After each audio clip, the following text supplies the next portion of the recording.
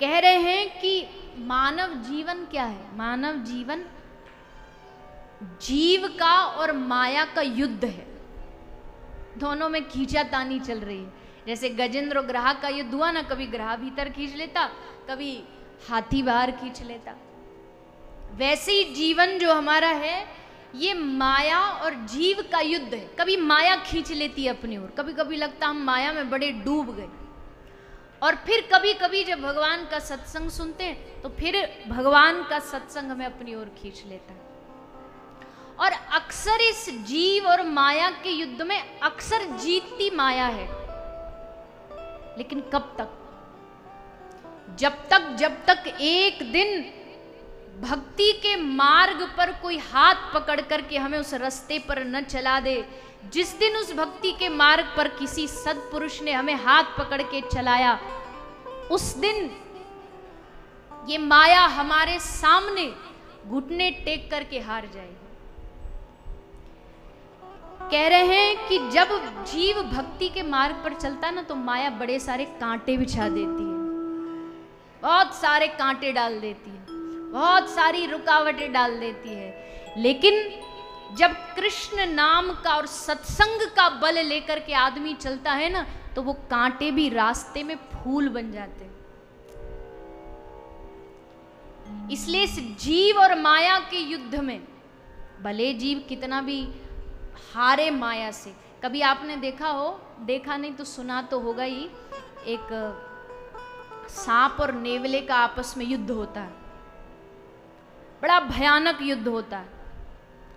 और उस युद्ध में क्या होता है? युद्ध में बार बार जो सर्प है वो हार जाता है, पर उसके पास फिर एक बूटी होती है जिसको सूंघने आता है, सूंघ करके उसको बल मिलता है, उसको शक्ति मिलती है। वैसे इस माया और जीव के युद्ध में हमेशा जीव हारता है, लेकिन भागवत वो बूटी है जिसको सूंघ करके फिर से हमको मन में भीतर से एक उमंग जागती है, उत्साह जागता है, और फिर हम चल पड़ते हैं माया से युद्ध करने के लिए, संसार से युद्ध करने के लिए। बार बार हारने के बाद भी जब जीव हार नहीं मानता और बार बार आता भगवान की शरण में, तो फिर एक दिन भगवान का हृदय भी पिघल करके भगवान द्रवीभूत हो जाते हैं कि इस व्यक्ति ने कितनी भी माया की रुकावटें आई पर मुझे छोड़ा नहीं, मेरा रास्ता इसने बदला नहीं, घबरा करके माया से रास्ता यूटर्न लेकर के कहीं भाग नहीं गया है, अड़ा हुआ है, डटा हुआ है, और अड़े रहना ही पड़ेगा। इस युद्ध में अगर जरा भी माया से डर के हार गए ना, अरे भैया इतनी कथाएं सुन ली, कुछ नहीं हो रहा, बुद्धि तो वैसी की वैसी है, हाँ वैसी की वैसी है, नहीं बदली तो भी क्या फर्क पड़ता है?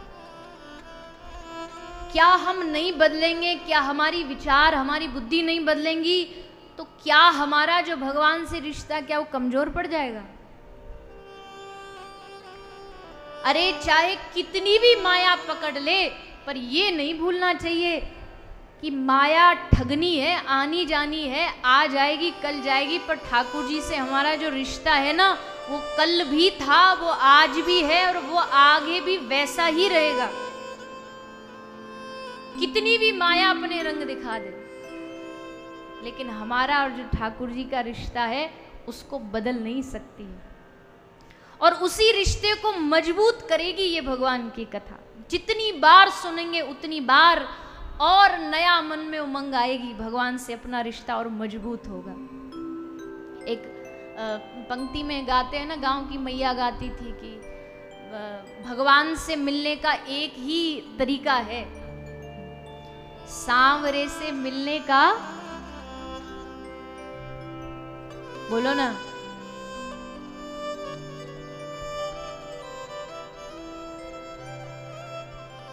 तो गाओ। सांवरे से मिलने का सत्संग ही बहाना है, सांवरे से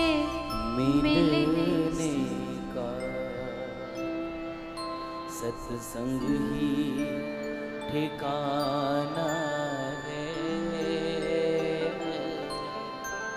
दुनिया वाले क्या जाने, दुनिया वाले क्या जाने, मेरा मेरा रिश्ता पुराना है। दुनिया वाले क्या जाने, मेरा रिश्ता पुराना है। सांवरे से मिलने का सत्संग ही बहाना है। सांवरे से मिलने का। आप बोलोगे जी सत्संग से भगवान से कैसे रिश्ता बनता? बोले ऐसे बनता है। आप किसी से मिलने गए, किसी ठीक ठाक पद पर आदमी कोई बैठा उससे मिलने गए, पहली बार मिलने गए हो तो पहली बार वो आदमी कहाँ मिलेगा? अपने घर के बाहर जो हम सब मीटिंग ड्राइंग रूम जो बनाते हैं, सोफा उपा जहाँ डालते हैं, वहाँ पर बैठ के मिलेगा पहली मुलाकात में। दूसरी मुलाकात में रिश्तेदारी थोड़ी जान पहचान बढ़ेगी, तीसरी मुलाकात में और पहचान बढ़ेगी, चौथी मुलाकात में मैत्री दोस्ती हो जाएगी, और मुलाकात बढ़ते बढ़ते बढ़ते इतनी दोस्ती इतनी मैत्री पक्की हो जाएगी कि अब फिर मिलना जुलना, फिर वो सोफा पे बैठ के नहीं, फिर तो सीधा कहेंगे भैया आ जाओ हमारे कमरा में आ जाओ, वहाँ बैठेंगे आराम से बेड पर बैठ के चाय पीते पीते बात करें। पर पहली मुलाकात में आप उनके बेडरूम तक नहीं जा सकते। पहली मुलाकात तो होती है बस बाहर बैठ करके। धीरे धीरे जब रिश्ता मजबूत होता है, जान पहचान बढ़ती है, फिर जा करके उनके कक्ष में जाने का अवसर मिलता है। तो ये जो कथा है ना, ये भगवान का मीटिंग एरिया है।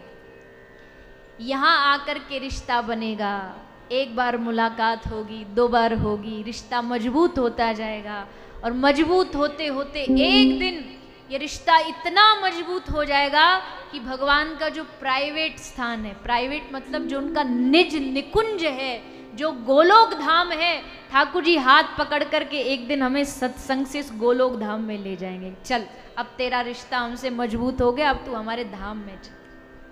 तब जाकर के उस निकुंज में, उस धाम में हमारी एंट्री होगी, हमारा प्रवेश होगा। तब तक के लिए यहाँ आते रहो, रिश्ता मजबूत करते रहो, रिश्ते को प्रगाढ़ करते रहो। और मैं तो हर कथा में बार बार कहती हूँ, पर एक ही काम कर लो इस कथा को सुन करके, याद कर लो कि ठाकुर जी के अलावा सचमुच आपका और हमारा कोई भी नहीं है। कितना भी दुनिया को आजमा के देख लो, कितना भी रिश्तों को आजमा के देख लो, धन को आजमा के देख लो, दुनियादारी को आजमा के देख लो, एकमात्र ठाकुर जी के साथ हमारा रिश्ता है। और क्या आपको, आप जितने यहाँ बैठे हो, आए हो कथा में, कुछ एक आध नए भी हैं, बहुत सारे पुराने भी हैं। अपने आप से पूछो, जब यहाँ बैठते हो, यहाँ मतलब कोई भी कथा में, मैं कोई केवल अपना यहाँ की बात नहीं कर रही, किसी भी कथा में बैठते हो, और जैसे कथा में बैठो तो जैसे कोई बरसों से प्यासा हो ना, और अचानक से उसके मुंह में जल दे दिया जाए, जो संतुष्टि उसको मिलती है ना, वो संतुष्टि कथा में बैठ करके प्राप्त होती है। तो मैं आपको अपना अनुभव है इसलिए बता रही हूँ, अब कोई अपना अपना तो सब खुद ही जानते होंगे। अभी कई दिन हो गए कथा से थोड़ा दूरी थी, तो 5-10 दिन भी अगर कथा से थोड़ा दूर हो जाए ना, और उसके बाद जब कथा आती है तो वो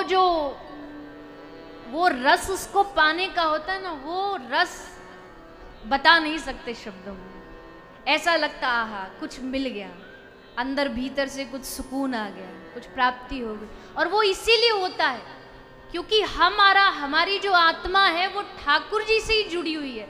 भले ये आत्मा दुनिया में कितना भटकने की कोशिश कर ले, पर इसको पूर्ण आनंद तभी मिलता है जब ये ठाकुर जी के चरणों में बैठती है, ये जब उनके नाम में आके जुड़ती है। बाकी तो दुनियादारी में थोड़ा हंस लेगी, गा लेगी, पर असल जो सुकून मिलेगा, जो रस मिलेगा, वो यहीं मिलेगा। क्योंकि आत्मा की खुराक है भगवान का नाम, भगवान की कथा। रिश्ता है उनसे, ऐसे ही थोड़ी है कि उनका नाम सुनो कान में और ऐसे लगता कोई मिश्री घुल गई हो। रिश्ता है तभी तो, रिश्ता है तभी तो आप लोग जब भी यहाँ कथा होती है आ जाते हो। नहीं होता तो बताओ कैसे आते।